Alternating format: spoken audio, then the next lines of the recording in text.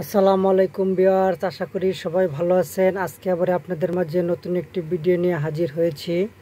আজকের যে টপিকটি, আজকে যে বিষয়ে কথা বলবো, আজকে শুধু গাড়ির স্টিয়ারিং বিষয়ে কথা বলবো, অন্য বিষয়ে না। আপনারা জানেন গাড়ির এক একটি পার্ট, কারণ এক পার্টে সব কিছু বোঝানো সম্ভব না। এক একটা পার্ট বাই পার্ট আমি বুঝিয়ে দিই। যারা নতুন গাড়ি চালাতে শিখতে ইচ্ছুক তাদের জন্য ভিডিওটি খুব হেল্পফুল হবে। অবশ্যই ভিডিওটি শেষ পর্যন্ত দেখবেন। ড্রাইভিং ভাষায় এটাকে স্টিয়ারিং হুইল বলা হয়। নতুন অবস্থায় এই স্টিয়ারিংয়ের মাপটা সহজে আসে না। আস্তে আস্তে পুরাতন হয়ে যাবেন, আপনাদের স্টিয়ারিংয়ের মাপটা চলে আসবে। স্টিয়ারিংয়ের নিয়ম হচ্ছে সবসময় সোজা রাখা।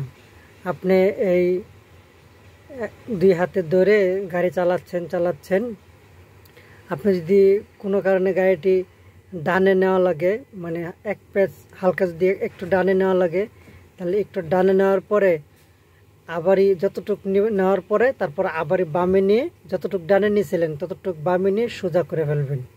নাহলে কিন্তু আপনার গাড়িটি ডানে যেতে থাকবে। আপনি যদি নিয়ম হচ্ছে যদি এক পেজ বামে কাটেন, তাহলে সাথে সাথে এক পেজ ডানে কেটে সোজা করতে হবে।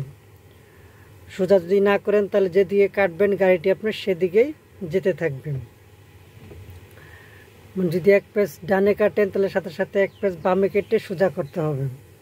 আর গাড়ি পার্কিং করার সময় যখন গাড়ি বন্ধ করবেন তখন আপনি নিজে বুঝতে পারবেন, আপনার স্টিয়ারিংয়ে হাত দিয়ে বুঝতে পারবেন আপনার চাকাটি সোজা আছে কি না। যদি নতুন অবস্থায় বুঝতে না পারেন তাহলে অবশ্যই গ্লাস খুলে সামনের চাকার দিক দেখে তারপরে গাড়িটি চাকা সোজা করে গাড়ি বন্ধ করবেন। আর এই মাঝখানে এই যে মাইকের চিহ্ন, এগুলো হচ্ছে হরেন। এটা চাপ দিলে হরেন বাজবে। তবে প্রতি ভিডিওতে আমি বলি অযথা হরেন কেউ বাজাবেন না। অযথা হরেন বাজানো খুব মারাত্মক, সবারই ক্ষতি, আপনার নিজেরও ক্ষতি, রাস্তার পথচারী তাদেরও ক্ষতি। আর এখন ম্যাক্সিমাম স্টিয়ারিংই পাওয়ার স্টিয়ারিং।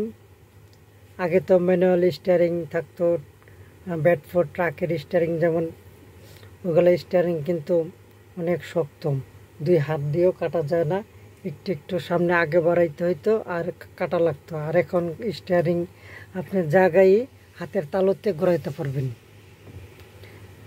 এরকম হাতের তালুতে ঘোরাইতে পারবেন। এখনকার স্টিয়ারিং ম্যাক্সিমামই পাওয়ার স্টিয়ারিং।